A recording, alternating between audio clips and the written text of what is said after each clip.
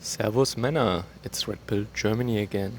In my last video, I already described a little bit the situation in Germany right now, that dissidents, the opposition, people who generally have a different idea about certain issues from the government, that they are being criminalized and targeted by our law enforcement right now. So that means dissenting opinions become a crime now in Germany. They have a word for that, and that is delegitimization of the state. Yeah, so that is everything that has to do with dissenting opinions in the medical field, or also when it comes to taxation or energy policy, immigration, cultural issues, you name it. If you have a different if you are of a different opinion, I should say, then you are delegitimizing the state of Germany, and you're an enemy of democracy. So, and I want now in today's talk, I want to give you some more examples, and I want to describe a little better what that means in reality, how that manifests, because so far it was a rather general description of the issue, and let's look at what that means.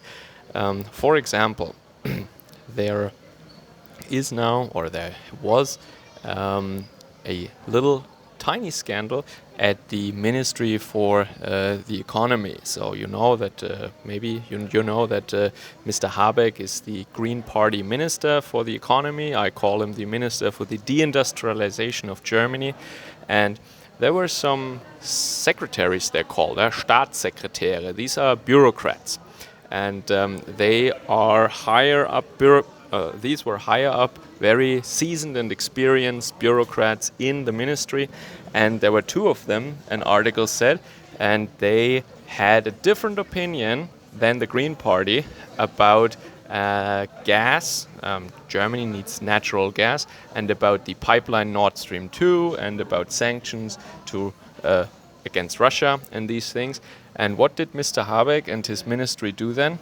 They sent the secret police after them. Yes, we have a secret police in Germany. It's called Verfassungsschutz, or Bundesamt für Verfassungsschutz, and that literally translates as the Federal Office for the Protection of the Constitution. Yeah, but basically they are a secret police, and I will tell you today what they're doing. I give you some examples. So the first example is that they sent the secret police after these two bureaucrats, and they did a full check on them. They wanted to see if they are Russian spies.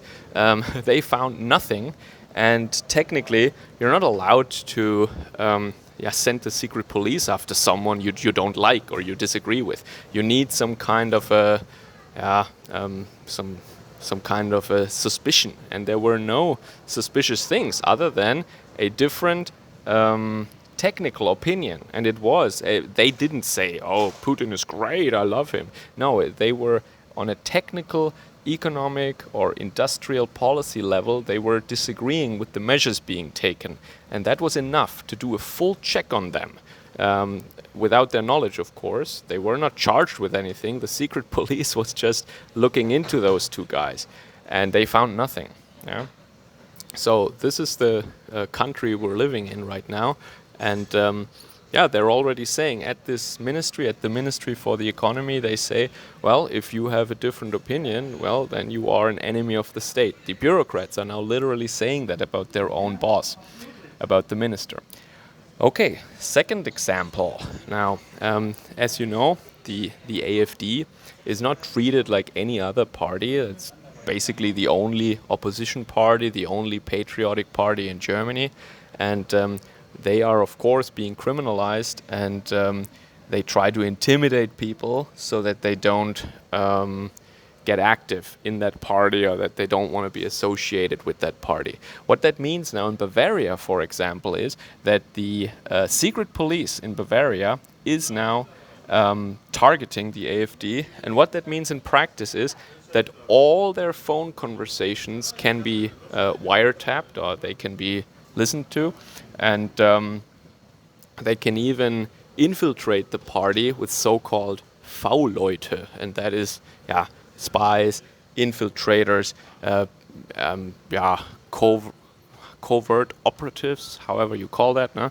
People who infiltrate the organization and want to know or want to find out things about them. But it goes even further. These infiltrators, they are even allowed to commit crimes if it is part of their mission. They're allowed to say things you're not allowed to say in Germany. They're allowed to instigate things and try to egg people on and try to get them to say something that they, normally wouldn't say, or I think you get the point. So they're not just gathering information. No. They want to create the outrage. They want to radicalize people there, and they want to make them get aggressive and get kind of this kind of purity spiraling. They want to start these things, right? They want to start these things. They're instigators. They're provocateurs. Yeah. So this is what they're doing. And a very similar example is that not only in the Bavarian AfD they're doing that the old school way. No, in the Federal Republic of Germany they're doing this now online. Yes. So what we hear about in the Anglosphere mostly, like when somebody has a very edgy comment or very radical or pushing for something that is probably not a good idea, then people say, oh, he glows in the dark, or he's a Fed or something, or it glows, yeah. We have now official proof, we have now an official statement that they're doing this in Germany, and what that means is that they have a whole department, or it is a department, I think, in the secret police, and what they do is that they're sitting in front of a computer all day long on social media, and they're trying to become acquainted with certain people, with certain online accounts, with certain people on the right, or dissidents, or even once again, this whole, I don't want to say the right, because it's a whole group of people who have just dissenting opinions, right? And what they're trying to do now is that they're trying to gain their trust, become kind of acquainted, of online friends with them, and then make dossiers about them and gather information about these people, and also, and this is very important now, and also try to provoke them, try to make them say things, try to make them do things, like IRL meetings and so on. And there is a whole department now that is doing this stuff. And once again, they're allowed to break the law. And if you ask now, hey, how can posting things online, how can that break the law? Well, we're in Germany. And that means when you say certain things, some weird, or let's say non-orthodox opinions about our history, etc., or about a certain super ally of the United States, then you go to jail, right? And this is always a little trap that they try to set for people, like, oh, what is your opinion about these people? And if you say something bad, boom, you go to jail. Protected minorities, basically, and a very special one. And you know, of course, who that is in the case of Germany when I describe it this way. Anyway, so that is these three examples I wanted to share with you today. And in fact, there are people held in prison right now whose only quote-unquote crime it was to have a different opinion. And that is, especially in the medical field in the last 2 years, they isolate the leaders or the organizers of these protests, and they just put them in jail. That's what's happening. And as I said, to sum up, the secret police in Germany is trying IRL and online to infiltrate these groups, the AfD or certain protest groups, and they're trying to find things out and then put them in jail, basically. All right. So, that's my little heads up, and I hope that this gives you a sharper, clearer picture of what is going on in Germany right now, and how you really have to imagine the situation right now when it comes to the state spying on its citizens and trying to delegitimize normal democratic opposition work or just dissenting voices in Germany.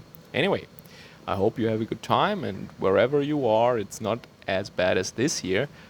Servus, Kameraden.